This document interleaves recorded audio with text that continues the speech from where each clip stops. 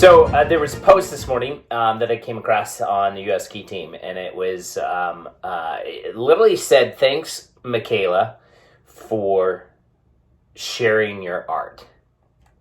And it struck me because there's a series of events, books, things that I've been combing through that just stood out and spoke to me. And Michaela Schifrin has, at 16 years old, won her first World Cup race on the U.S. ski team. And it wasn't but just a short time ago that she had broken Ingemar Stenmark's record for World Cup wins. And I think since that breaking of that record, correct me if I'm wrong, you won't be able to because I talk at you. You can't talk back to me.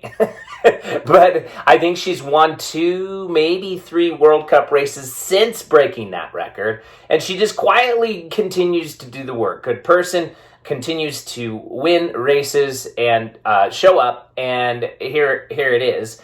But the concept of thanks for sharing your art, got me contemplating the aspects, and here we are at the new year facing into 2020, looking into the past, if you will, and then looking ahead to see what you're going to do. But the tip and the trick for today is actually explore and contemplate this concept of what is your art, because it goes a lot deeper. It goes a lot deeper than just, hey, what are you good at?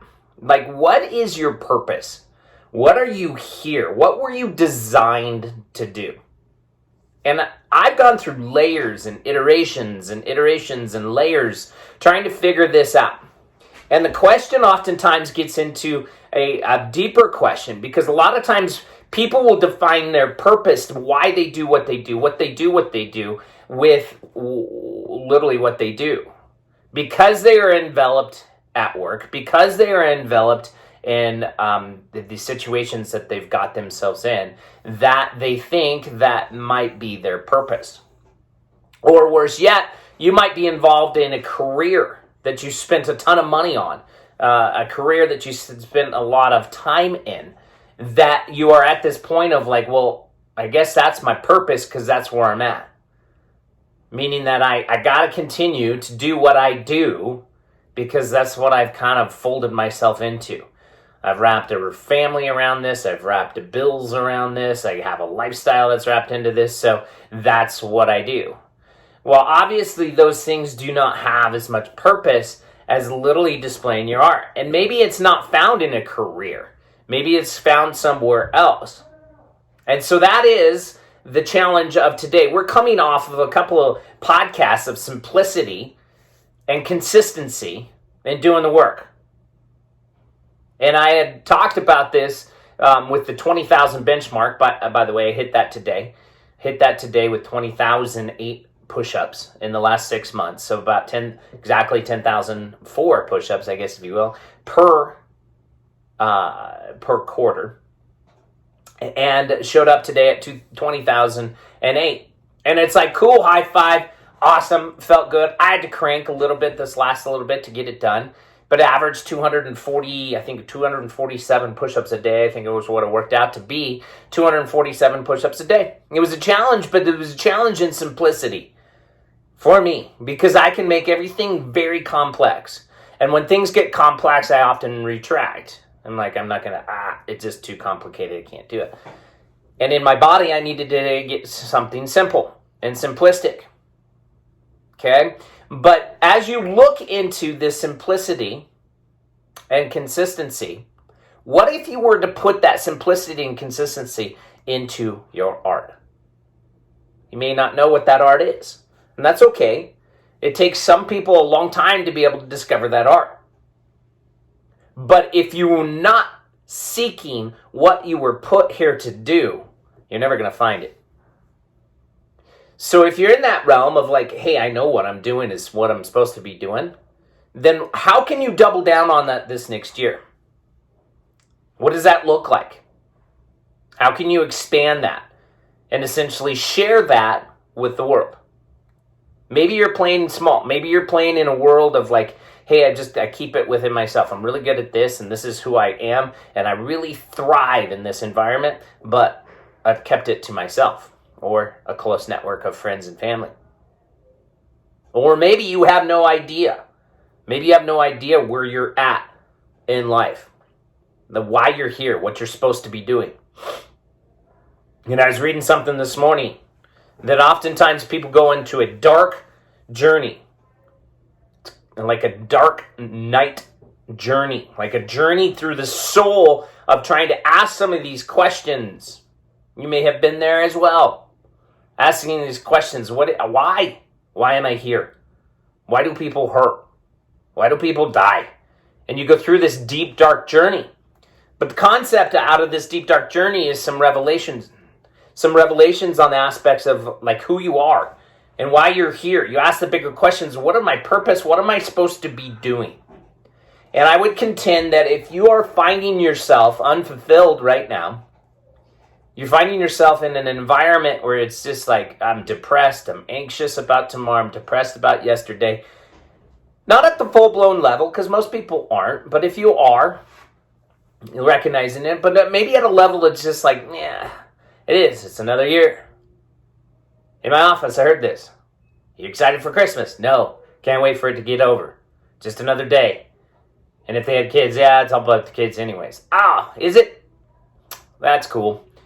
Yeah, that's cool. So we're going through life just like blah. Just get it over with. Get it over with. Hopefully I can just get through this life without making one big mess. Okay? Versus the other direction, flipping 180 and looking at life a whole different way. That you were put here on purpose. That you were born, and in that birth, you were already predestined, meaning that you had a DNA that was constructed in your personality and the way your body was formed and the way everything was going to come together. The life events that you went through were all purposeful for one point, one thing, for you to be able to develop the art that was inborn in you and for you to share it with the world.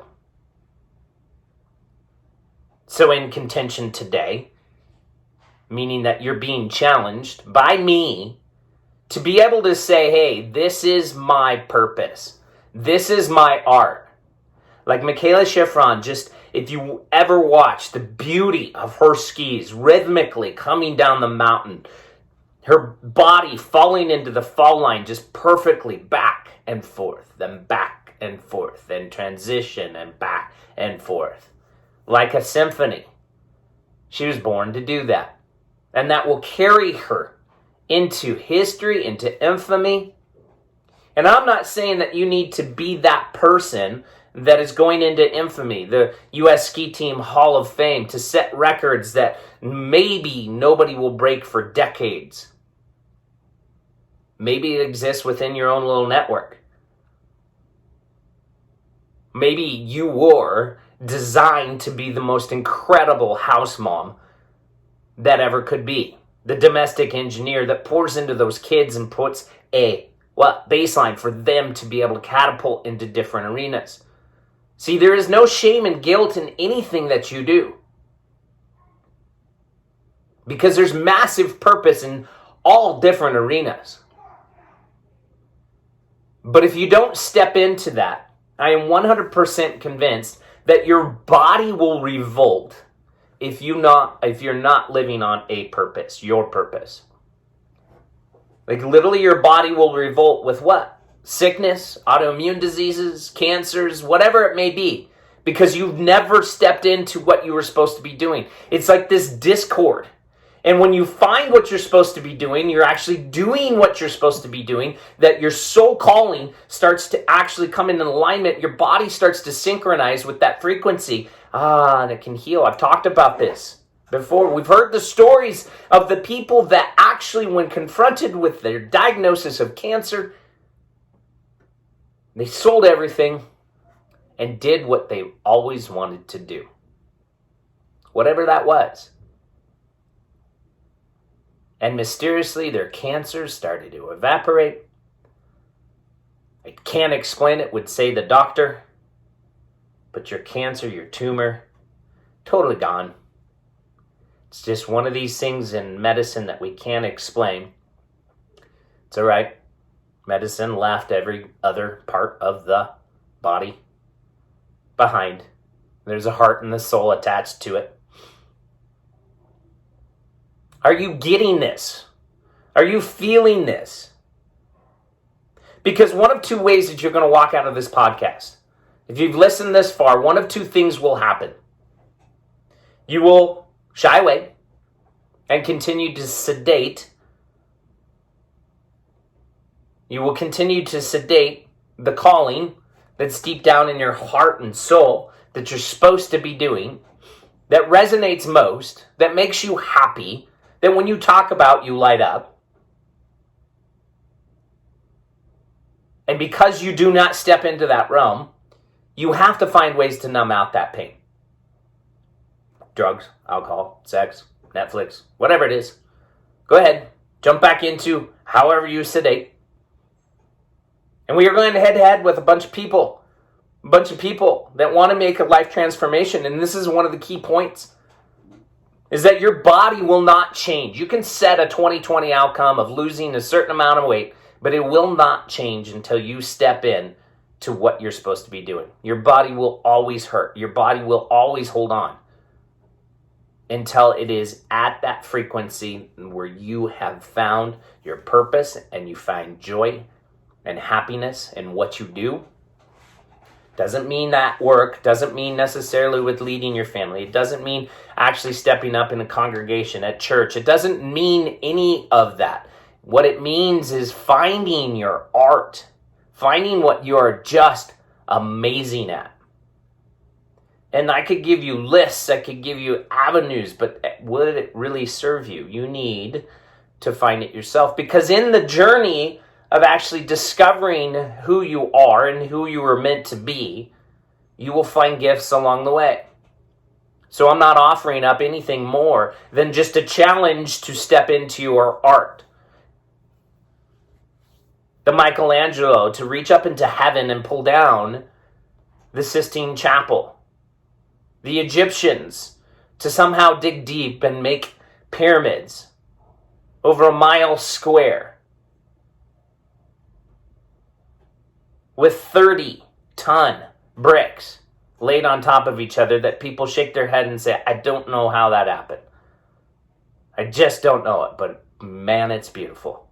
And I'm glad they did. So as you set 2020, or you look into 2020 and consider what you could do, does it have purpose? Because likely if it does not have purpose, it will fall flat somewhere in February. And consider setting a purpose based on your art. Stop hiding it from the world and go. And you'll find you start to come into alignment in a lot of areas. You have troubles in your body might just fall into alignment because it's relaxed. It knows where it's supposed to be. Your relationships that you've been headbutting, you've been coming together and fighting, might just come into alignment because you're where you're supposed to be. So that is the challenge for you. Are you going to shy away and continue to sedate for 2020? Or do you step in what you know to be true for you, what you've been led to do, and follow your heart and follow the voice that's been screaming at you? Boy, I'd love to see. I'd love to hear what's going on in your mind right now, what things are racing through. But all that aside, that one thing that just sits in your heart that you've always known that was supposed to be, and what an impact that could be. 10 people, 100 people listening to this podcast that step in and say, you know, I've always wanted to do this. And let 2020 be the optics, the year, 2020 vision, that you can step into that instead of the weight loss goal, instead of being a little bit more on time at work or a little bit less of this, that you truly step into your art and let the world see what you were supposed to do. Until the new year, in love and light, and talk to you.